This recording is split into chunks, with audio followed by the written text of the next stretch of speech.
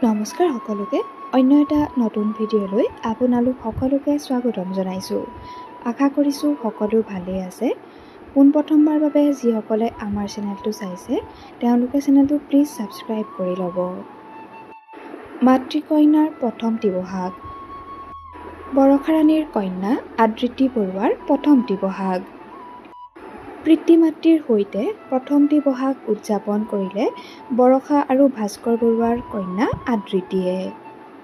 ইতিমধ্যে ছ'চিয়েল মিডিয়াত সকলোৱে মৰম যাচিছে বৰষাৰাণীৰ কন্যা আদৃতিক।